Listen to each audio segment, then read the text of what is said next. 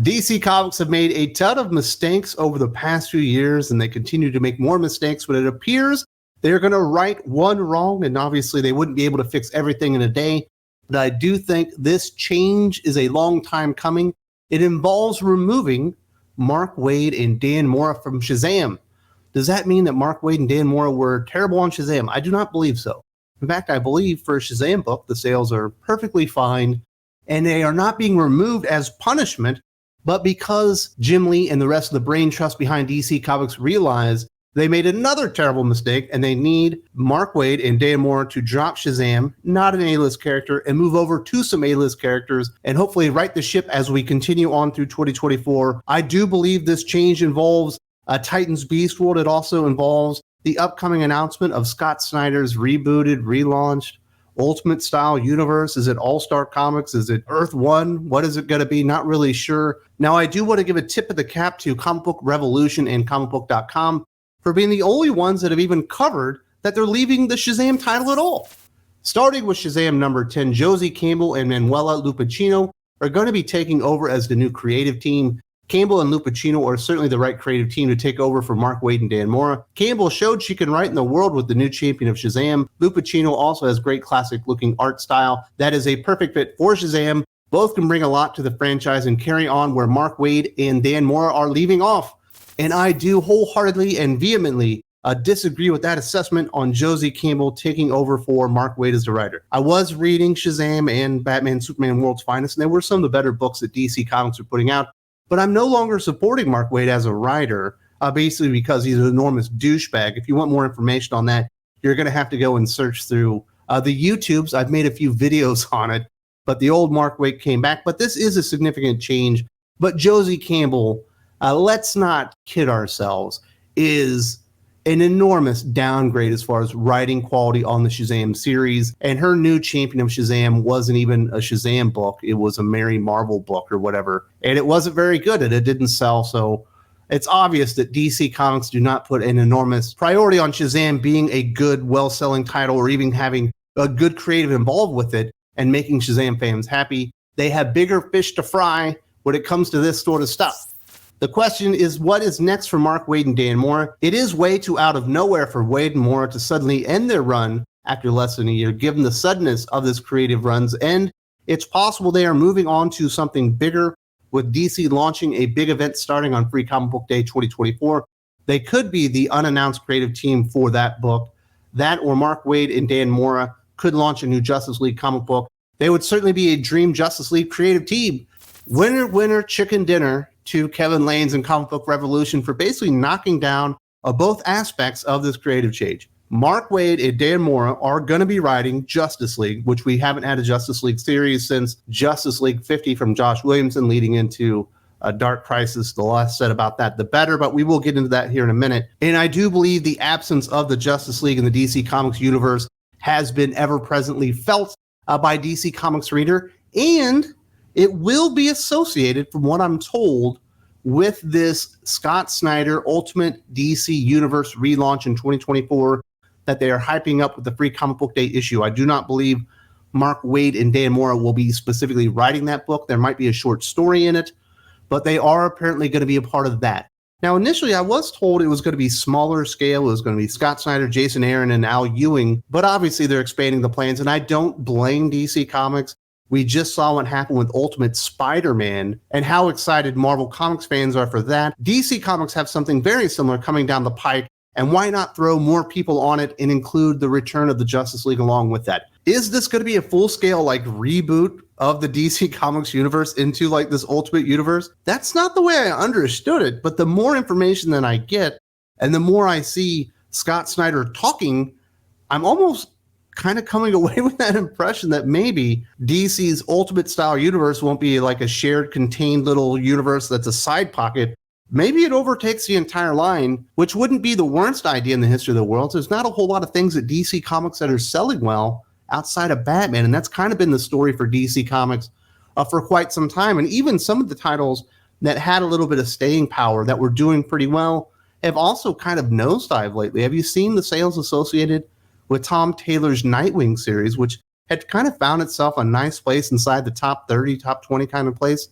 It's not really anywhere close to that anymore. It's absolutely nosedive as far as sales that we know of. We do not have definitive sales charts, but we do have the Comics Hub charts as far as rankings that do give us an indication of what's popular and what's not right now. Admittedly, very limited information, but it is the best that we have here. So from what I understand, that is the big problem that DC Comics are fixing by removing Mark Waid and Dan Mora from the Shazam title, which they've been doing a very good job. If you're a Shazam fan and you're able to overlook the fact that Mark Waid is an enormous douchebag, you've probably been loving the title since he came on board. But they are moving Waid and Mora onto something much, much bigger, much, much more high profile. Obviously, A-list characters all abound all over the Justice League team. And I do think this is something fans have been waiting for. We were promised at some point the Justice League were going to return. I do believe they're returning a lot faster than they were supposed to. If you remember, the Dark Crisis on Infinite Earths event in DC Comics ended in late 2022, prompting the start of Dawn of DC, and the Justice League have officially taken a hiatus. They are not disbanding, but taking a break to reevaluate their role in the larger DC multiverse. With the Justice League on hiatus following the events of Dark Crisis on Infinite Earths, DC revealed that the Titans will be stepping into the team's shoes during the Dawn of DC event, and this has not gone over well. In fact, I've read a lot of DC comics, and a few of them have even hinted at why this change happened, and I still don't understand why they did it. For some reason, Batman, Superman, Wonder Woman, Green Lantern, Flash, everyone just decided to take a step back because it was Nightwing's turn. That's literally the best explanation that DC Comics have even come up with for the Justice League disbanding to make way for the Titans. And it has been an enormous failure. Recently, there was an issue of Green Arrow. I guess it was the issue that Josh Williamson never expected to write. It was issue number 7, where he finally returns to the universe after dying, supposedly dying, in Dark Crisis. And he goes around and talks to all the Justice League members like, why did we break up? They're like, well, it seemed like Dick Grayson has really stepped up to the plate. It's like, when did that happen? I must have missed that. But I do believe Titans were supposed to take an enormous step forward in 2023, and it never really happened because they put Tom Taylor on the title. And whenever Tom Taylor's doing in-continuity stories, he stops thinking about the character's role in the greater DC Comics universe and starts thinking about, if I were these characters, what would I do? So next thing you know, Dick Grayson and the Titans take over the prison in Bloodhaven and turn it into their headquarters and set all the prisoners free, even though Bloodhaven has been described as being more dangerous and more crime-ridden than Gotham. Yes, let's let all the prisoners go. And recently they were planting trees in South America for Arbor Day and stuff like that. And I'm not lying. I'm not exaggerating. That's what the Titans have been up to. They have not been going out there and saving the world from any of these global threats. They've been doing stuff that Tom Taylor would do on a Saturday, during his normal day-to-day life. And let's say the results have been less than spectacular, although we have gotten to Beast World, which has been an enormous step up for the Titans just as far as fighting crime and storytelling and all that stuff going on with that. But it has not worked out for them. According to sales data derived from Comics Hub in December 2023, Beast World had 0 comics in the top 10, 0 in the top 25, and 2 in the top 50. The Beast World one-shots that flooded the market in December 2023 were all sales bust. Unfortunately, the best DC comic event that they've done in years, and I'm just talking about the miniseries Titans Beast World. I'm not talking about the tie-in like one-shots or the tie-ins that are in the Titans series or the tie-ins that are in Action Comics and stuff like that. I'm just talking about Titans Beast World from Tom Taylor with Ivan Reis and now Lucas Meyer on art have been pretty darn good. In fact, it's been one of the more fun DC events like in the last 5 years, maybe even longer than that. Like I would say, just so far, I find it way more enjoyable than Dark Knight's Metal, and that's kind of like the last big DC event that people even liked. But nobody came along for the ride because they never established why the Titans should take over for the Justice League, why the Justice League would disband. In fact, the Justice League are all over the place in Titans Beast World. Now they are, admittedly, turning into animals, and the Titans are kind of the ones that aren't doing that, so they're going to save the day.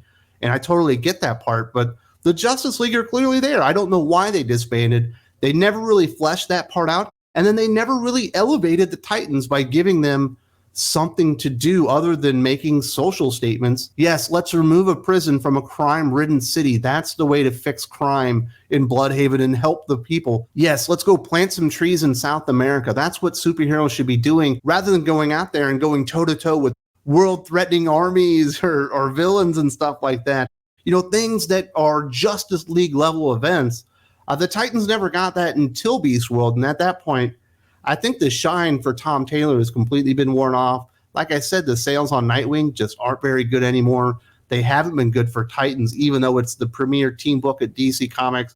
And obviously, Beast World has been an enormous flop, and now you can kind of understand why they would want to go bring in Waid and Mora, put them on Justice League, and be part of this Ultimate style relaunch, reboot, whatever it is that they're doing in 2024, because what they're doing right now outside of Batman, and even that sucks, but at least it still sells, just isn't very good.